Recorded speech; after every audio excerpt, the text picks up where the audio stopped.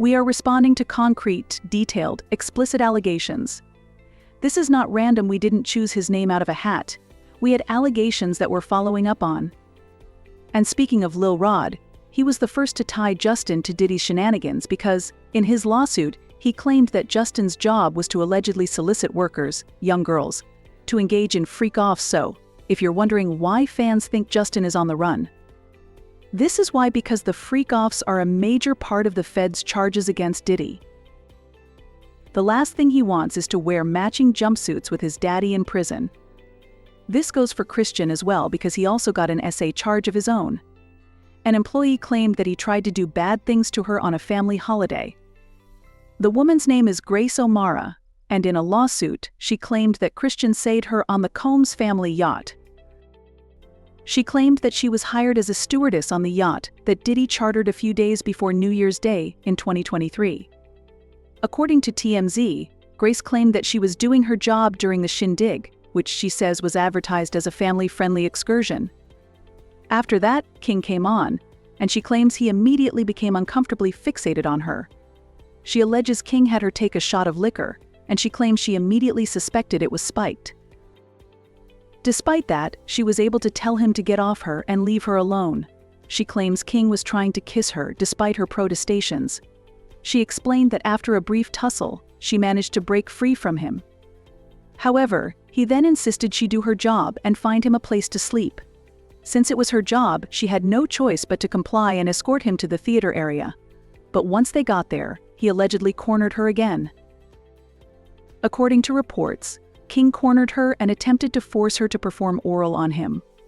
She says she fought him off and includes in the docs photos of her forearm, where she claims to have been bruised during the altercation. Eventually, O'Mara says she was able to escape but claims to have suffered mentally and emotionally ever since. Yeah, Christian better run because this is not looking good for him. This time he doesn't have Daddy's money to save him because Daddy is in a hot mess of his own at the moment.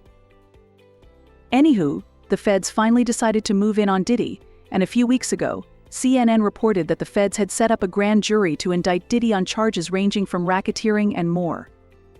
They said federal investigators are preparing to bring accusers of music mogul Sean Diddy Combs before a federal grand jury, two sources familiar with the probe tell CNN, signaling the U.S. Justice Department is moving toward potentially seeking an indictment of Combs. They went on to say that possible witnesses have been notified by investigators that they could be brought in to testify in front of a federal grand jury in New York City. According to one source, bringing individuals who have filed civil lawsuits against Combs before a grand jury will mark a significant escalation in the government's ongoing investigation involving the producer and Bad Boy Records founder. Well, the grand jury voted to indict Diddy, and he was arrested in New York. Everybody thought that he was going to get bail, but the court said, psych, and denied him bail, ordering him to be kept in custody until the trial. According to federal prosecutors, they're worried he will intimidate witnesses and obstruct the case if he's released on bond. Prosecutors also say Diddy's got the money and the means to be a flight risk, and the feds say he had what appeared to be narcotics in his hotel room when he was arrested. He even offered to pay a $50 million bond and home detention, but the judge said no. We now have the details of the bail conditions that Diddy offered, and why all. It's wild. According to reports, Diddy's lawyer proposed bail on these conditions: a $50 million bond co-signed by Sean Combs' mother, his sister, the mother of his oldest daughter, and his 3 adult sons. He also proposed that the bond would be secured by the equity in Mr. Combs' residence located at 2 West Star Island in Miami, Florida. The appraised value of the home is about $48 million, and the home is unencumbered. In anticipation of this bail hearing on August 20th, 2024, Mr. Combs paid off the remaining mortgage of about $18 million so that the home could be used to secure a bond and be free of a mortgage. The document went on to say that the bond would also be secured by the equity of Mr. Combs' mother's home, located at 450 Alton Road in Miami, Florida, and that Mr. Combs' travel would be restricted to the Southern District of Florida and the Southern District of New York to attend court, meet with his counsel, and attend medical appointments, which we will address to the court in a separate sealed submission, as well as the Eastern District of New York or the District of New Jersey, only to the extent that his travel to and from New York involves an airport in those districts. The document then revealed that Diddy submitted his passport to the authorities in April of this year. But it didn't stop there, he also offered to submit his mom's and daughter's passports. It said the passports of the following family members who have already surrendered their passports to counsel after the raids on Mr. Combs: Janice Combs, Chance Combs, Jesse Combs, Jelila Combs, and Love Combs. Child, even the baby, what did the baby do? It's wild that Diddy offered all this, and he was still denied bail. This tells us that the case is way more serious than the feds are letting on. It also doesn't help that reports are now claiming that multiple sources in the know are claiming that most of Diddy's minions are coming forward with new testimony and are snitching on him in exchange for immunity and reduced prison time. My understanding is that there were a lot of individuals involved. And I think by looking at the indictment, seeing that only Sean Combs is the only defendant currently, who knows if that increases and it gets superseded with a different indictment? But currently there's only one defendant.